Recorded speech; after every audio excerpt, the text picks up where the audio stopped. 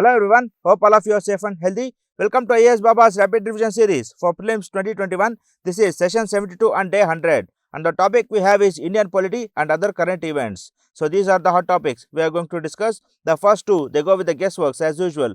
And then the third one, the Assam-Mizoram border dispute, and then Model Panchayat Citizens Charter, and then Article 240 Clause 2, that is the Daman and Diu and Dadra Nagar Haveli. Then the amendment to National Credit Corps Act that is proposed, then Mera, Gaon, Mera, Gaurav, and then ARISE-ANIC Initiative, and then Mission Purvodaya, and then UNATI, Atal, Anusandhan Mission. So these are the topics. Coming to the first one, the MCQs, that is Siachen Glacier is situated to the. Friends, this is an easy question and you can hit it by the knowledge you take from the NCERTs. So we have located Leh and Ladakh in the NCERTs and the map work as well, and Aksai Chin is a famous area for Indo-China disputes. And then we have also located the Nubra and Shiok Valley while dealing with drainage system. So all these are in the easternmost part of the Jammu and Kashmir, and only the Gilgit, it lies to somewhat middle of Jammu and Kashmir, and to the north of it the Siachen Glacier lies, which is in the tri-junction of India, Pakistan and Afghanistan border. So this is an easy question. We shall not disrespect UPSC by taking it as a guesswork. Then come to next one. With reference to the history of India, consider the following pairs, that is the famous place and the present state. So Bilsa, Madhya Pradesh. So if you don't know, you can keep it as pending. Then Dwarasamudra of Maharashtra. Friends, we know that Hoysalas of Dwarasamudra, which we might have come across during the art and culture studies. So these Hoysalas of Dwarasamudra, they are from Karnataka, so we can strike it down. So now if we strike down, C and D will be removed and only A and B will be staying. Now coming to third one, Girnagar, that is Gujarat. Friends, Gir forest. By seeing this, we can hit 3 as a correct option, and here we search for 3. So A stand to be correct and this is the correct answer. Then come to next one. Consider the following statements. 36% of India's districts are classified as overexploited or critical by the Central Groundwater Authority. So friends, here 36%, it is not an extreme and we will consider it for the further reading. Then CGWA was formed under the Environment Protection Act. Friends, we do not have Water Pollution Act, Air Pollution Act, etc. So almost all the bodies that are working for air pollution, water pollution, etc., they are being set up under the Environment Protection Act only. So that is why statement 2 stands to be correct. So we search for statement 2 and B and C will be the probable options. So within this, we will search for statement 3. So now, however, 1 will not be an option and we can discard the statement 1 here itself. Then the third one, India has the largest area under groundwater irrigation in the world. Friends, here the word largest is extreme. So we will remove this. So now C will be the option. Friends, however, going through the facts, actually India has the largest area under groundwater irrigation in the world. Don't worry at all. If the guesswork goes with this way, go with the C and answer it. Even if it is getting wrong, never ever worry about that. If you worry at this stage, then every time when you come across an extreme word, then you will be having an anxiety to take the guessworks. So friends, in the last 60 questions, only 2 questions have come likewise. That was in the Gandhi-Irwin Pact, wherein that only word was present, that is the only political prisoners has to be released. So that statement contained the word only and it was actually correct and it was factually true as well. And here the largest word is there and it is factually correct as well. Friends, if 2 questions go wrong, nothing you are going to lose. So even if you go wrong in this question, do not repent, do not remorse. So hit with a C itself. Then come to next one. Consider the following statements. Jet streams occur in the northern hemisphere only. So this only will be an extreme. We will remove it. Then only some cyclones develop an eye. Friends, yes, not all the cyclones they develop an eye. So even if there is a word only here, but some cyclones, it will neutralize it and we will consider it for the further reading. But however, as statement 1 is not correct, we can remove A and D option here and only B and C remain. So here we search only for the 3 and 2 is present in both the options. So the statement 2 will not matter much for us here. Then the temperature inside the eye of a cyclone is nearly 10 degrees Celsius lesser than that of the surroundings. Friends, this is basically an NCERT based knowledge and here we can see the temperatures. So actually in the eye of the cyclone, the temperature is increasing. So it is not decreasing. So if you have observed this curve, then you will straight away take 3 as a true statement and hit B as the answer. So here B is the correct answer, that is 2 and 3 only. Then come to next one. Among the following tiger reserves, which one has the largest area under the critical tiger habitat? Friends, here once again, it is insane to go through every tiger reserve and by heart their areas. And here the most probable option is the Sundarbans, because since primary we have studied that Sundarbans is one of the largest areas for tiger habitats. So there are tendencies to take Sundarbans as the answer, but take it even if it is wrong. Do not remorse. If you hesitate taking the guess at this moment of time, then any other question which contains those options which are as per the trend which you have read since primary and which are actually leading to the answer via guesswork from the primary knowledge. So there you will falter if you hesitate here. So go and hit D as the option, and even if you go wrong, do not remorse. Friends, why I am saying this? Because from the last 60 questions, only 4 to 5 questions were difficult for guessing, and these 4 to 5 questions, that doesn't matter at all. And even this 4 to 5, or even if 10 questions, if they go wrong, then your score will somewhere be around 130. So 130 is the very best score in UPSC, and I bet my life that the cutoff will never cross more than 120, no matter how easy the paper would be. And this is all about the guesswork for today. Then come to next one, the Assam-Mizoram border dispute. Friends, why was it in news? Because the chief ministers of Assam and Mizoram, they attempted to diffuse the tensions between the people and the security forces. Friends, recently the border disputes have arose, and that is why it is in news. And friends, many newspapers and editorials, they carried some confusing information there, and they were very complex. But here we will study it in a simple way. Friends, we all know that the Assam-Mizoram border dispute was based on two agreements, that is the 1875 agreement and 1933 agreement. Friends, the 1875 agreement that demarcated the Lusha hills from the Kachar plains. So friends, in Assam the Kachar plains lie,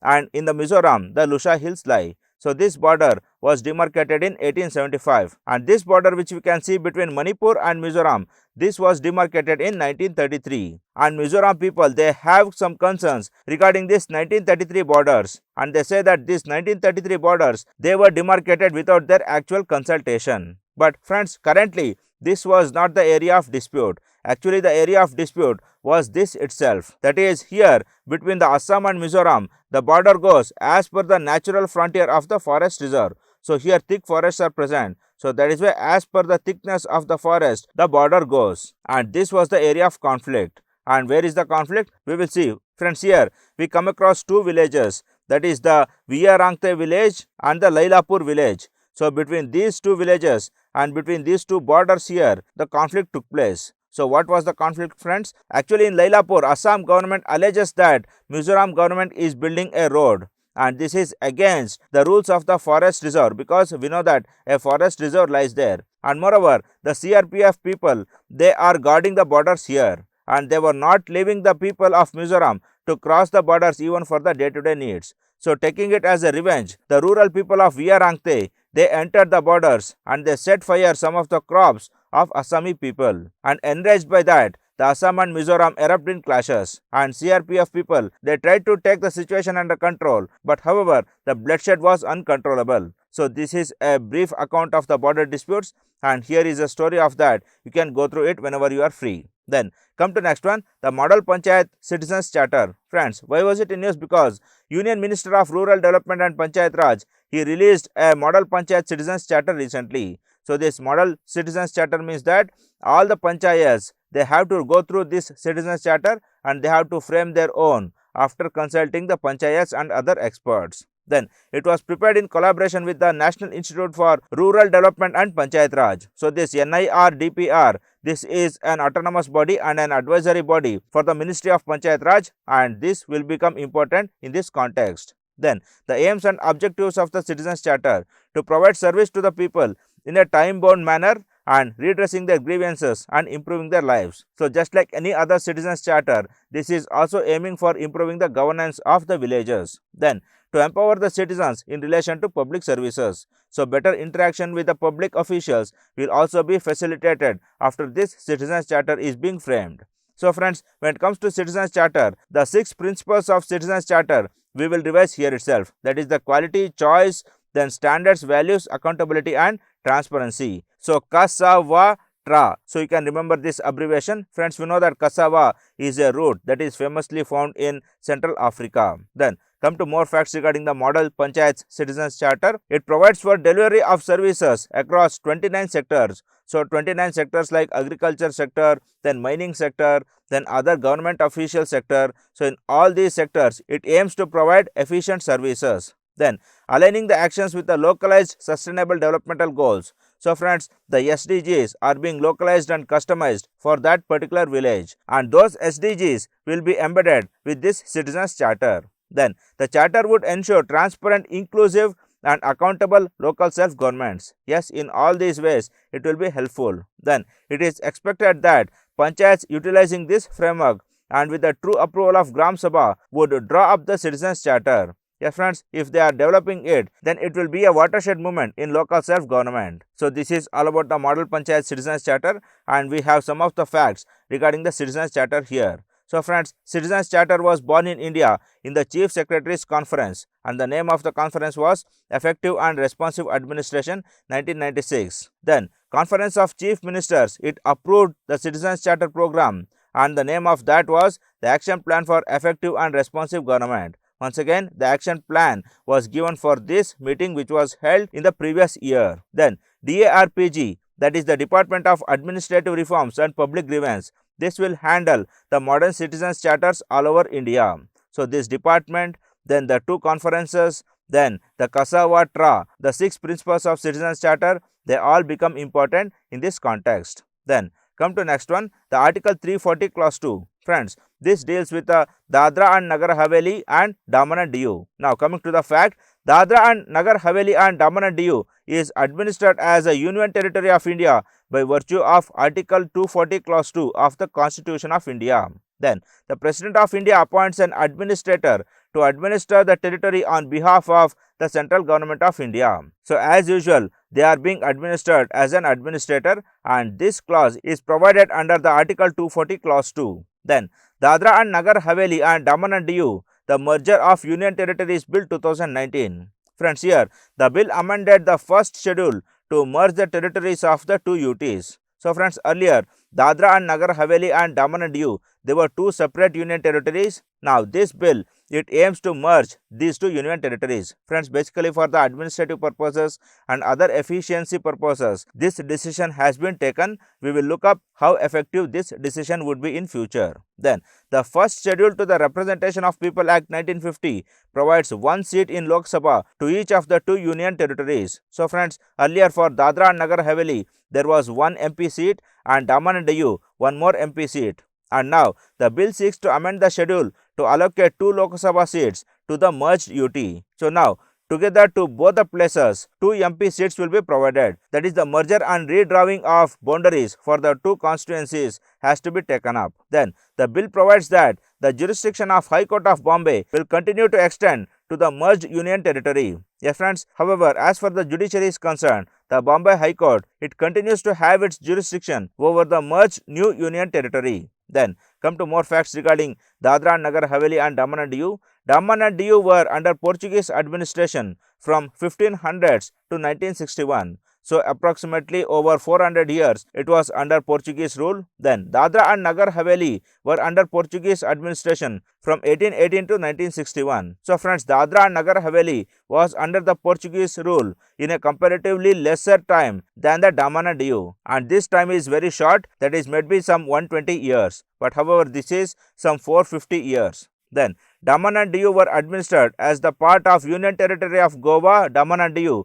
between 1962 to 1987. Friends, Daman and Diu, they were administered together with Goa from 1962 to 1987. Then in 1987, it became a separate union territory when Goa was granted the statehood. So these differences, that Dadra and Nagar Haveli was comparatively less colonized and then Daman and Diu was under Goa's jurisdiction, has to be remembered. And in the map, here we can see the Daman and Diu, and somewhere nearer to the Daman we can see Dadra and Nagar Haveli. So this Diu is an island, and that we will remember. So this is all about the Article 240 Clause 2 and Dadra and Nagar Haveli and Daman and Diu. Then come to next one, Amendment to National Cadet Corps. Friends, why was it in news? Because recently the High Court of Kerala asked the National Cadet Corps or the NCC to amend its act to allow trans women to apply for the enrollment into NCC. So friends, a trans woman called Hanif, she had applied for enrolling into NCC, but NCC had rejected because such options were not present in the NCC Act, and she pleaded this in the Kerala High Court, and the Kerala High Court decided that the trans woman has to be inducted into the NCC, and NCC has to change the necessary clauses in the NCC Act. So in that context, the amendment to NCC comes into picture. Now, more about the NCC. It can be traced back to University Corps, which was created under the Indian Defence Act 1917. So it is basically formed in the colleges and universities, and this dates back to the pre-independence times. Then the National Cadet Corps came into existence under the National Cadet Corps Act 1948. So this was formally originated in the 1948 Act. Then in the 1949, the Girls Division was raised. So in the very next year of enactment, Girls Division also came up. Then NCC is open to all regular students of schools and colleges on a voluntary basis. So friends, it is open to all. There are no restrictions at all. Then the students have no liability for active military service. So once you join NCC, there is no need that you have to join army. It is purely a voluntary based service. Then during Indo-Pakistan War of 1965 and Bangladesh-Pakistan War of 1971, NCC cadets were the second line of defense. So they took part actively in these two wars. Then NCC is headed by Director General, an officer of 3-star rank. So friends, by this we get to know the NCC are being headed by the retired army personnel or the army personnel who have taken up voluntary retirement services. Then come to more about the NCC. The highest office of the NCC is the Directorate, and that is headed by an officer of Major General rank. And then the next to Directorate, there will be division or regimental corps. So friends, these are in various states, and these regimental corps, these are being headed by the Lieutenant General.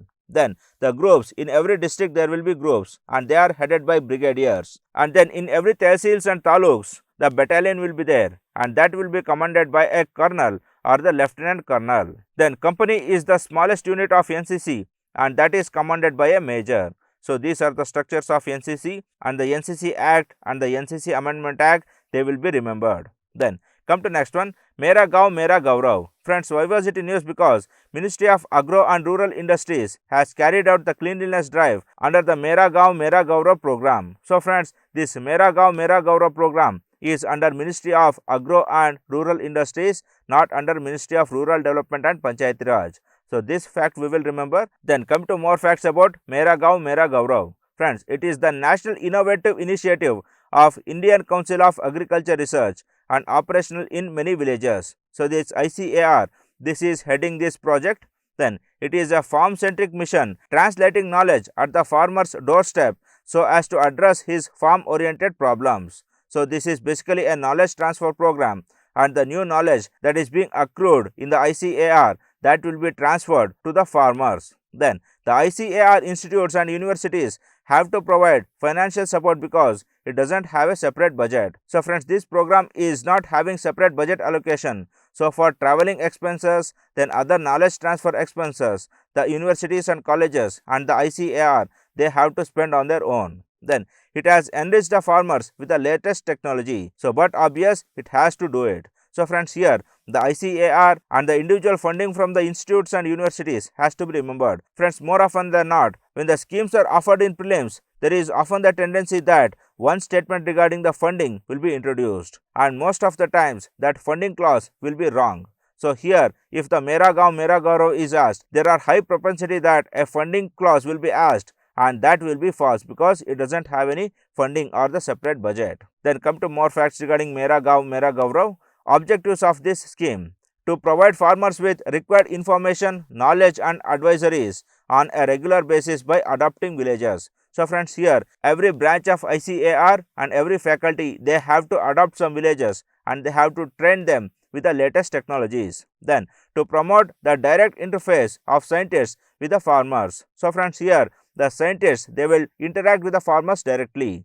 Then to create awareness among the farmers about the organizations and their programs. So the programs of the universities and ICAR will be educated to the farmers. Then selection of village. Friends, groups of 4 scientists at every institute or university will adopt villages within a radius of 50 to 100 kilometers from their place of working. So within 50 to 100 kilometers, the adoption has to take place. Then Krishi Vikas Kendras, Panchayats and other related departments may provide necessary cooperation to the scientists at the local level in the selected villages. So friends, the KVKs and Panchayats, they facilitate cooperation and interface between scientists and the farmers. So this is all about Mera Gaon, Mera Gaurav. Then come to next one, ARISE-ANIC Initiative.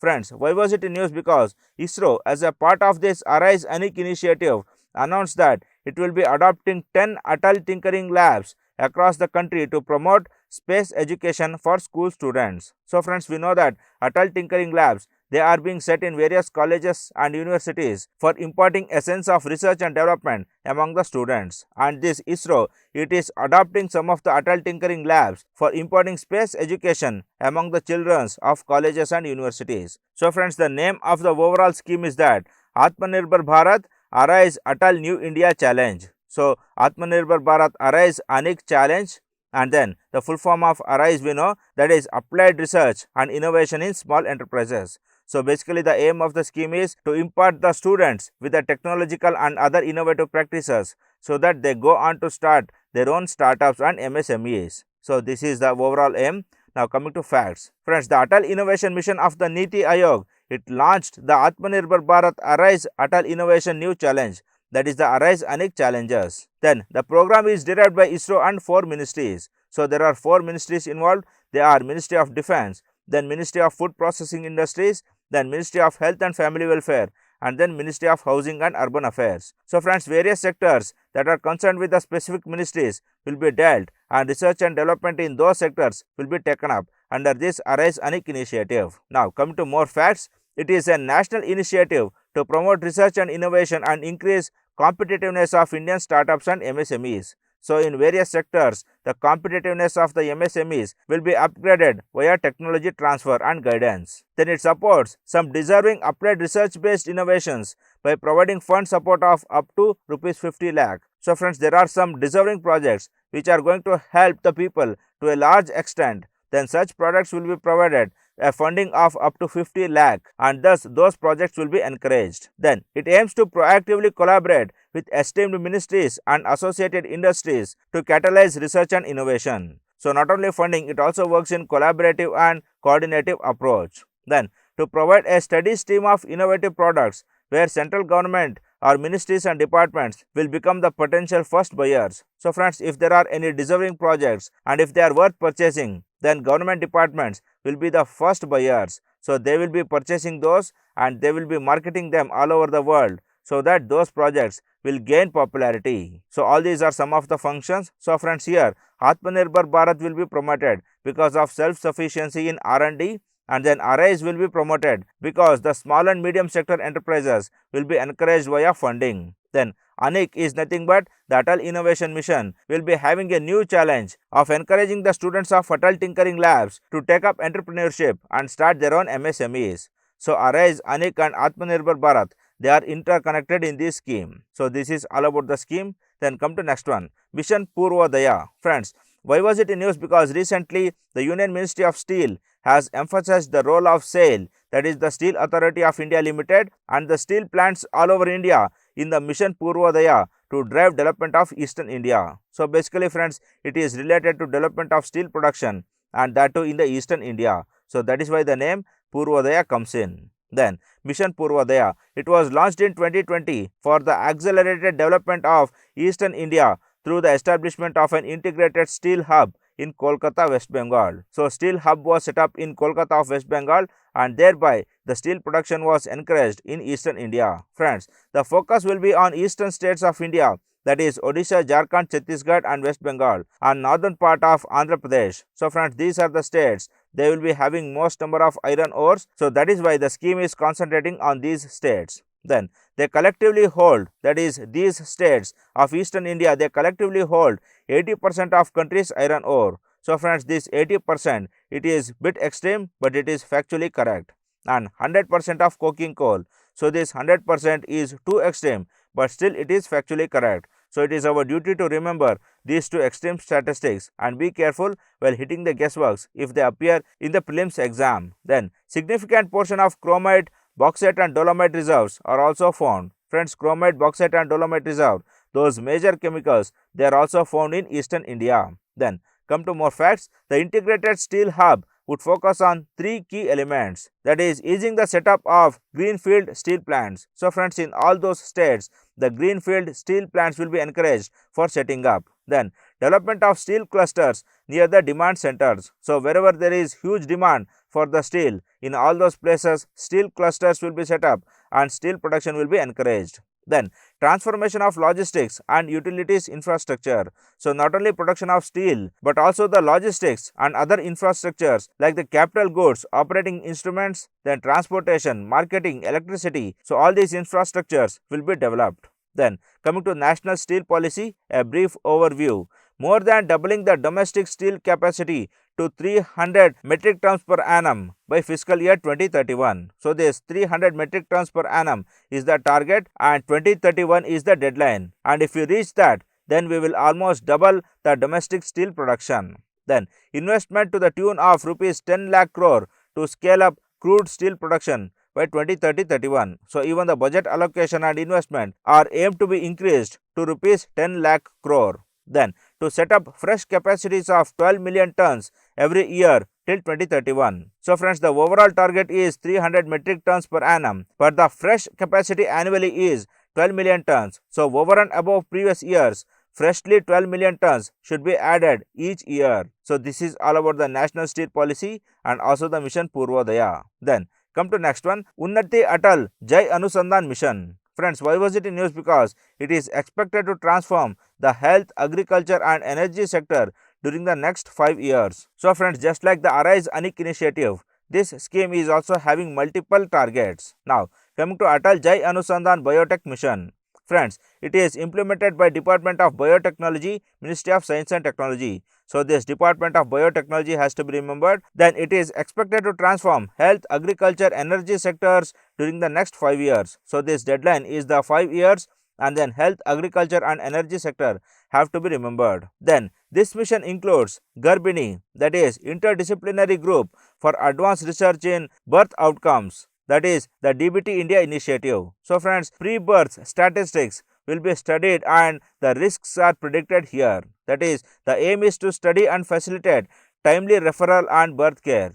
So overall aim of this Garbini is to study the birth rates and study the risk rates of the birth and the statistics regarding the infant mortality rate and the maternal mortality rate, and then providing a clear-cut path for better childhood care and the maternal cares. Then come to next, IND-CEPI mission. Friends, it is the epidemic preparedness through rapid vaccination development and strengthening clinical trials research capacity in neighboring countries. So friends, CEPI means collaboration for epidemic in the international institutions. So here the collaboration in vaccine development and treatment and along with developing the preparedness within the nation. So both are the aims of this IND-CEPI mission, and this is related to pandemic and this is related to maternal and the childhood care. Then come to more facts regarding the mission. The fortified wheat nutritional improvement. So this is the agriculture part of the mission, and this sub scheme, it helps in addressing the malnutrition problems and also helps the progressive farmers to grow improved varieties of wheat.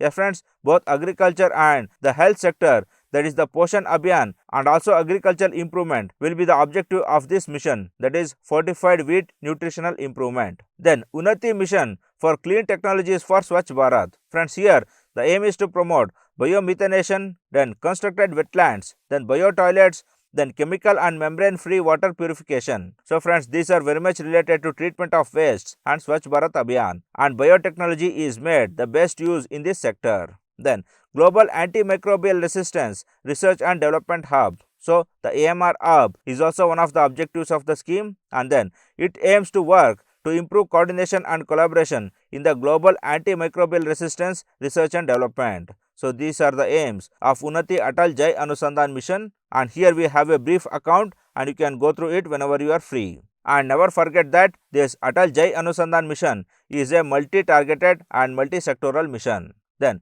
come to the last part, friends. Friends, in today's class we spoke about trans women And in the earlier classes, we also spoke about minorities, then farmers, downtrodden people, etc. So friends, if we start hating our own people, then there are no chances that India will grow and develop. And if we compete among one another, then there are least chances that India will compete in the international market. So our foremost goal and aim is to be united and to be cooperative, collaborative and coordinative and fight whoever opponent who comes as a threat to the nation. So be united and love all and help everyone when they are in troubles. So do it. All the very best. Good luck friends.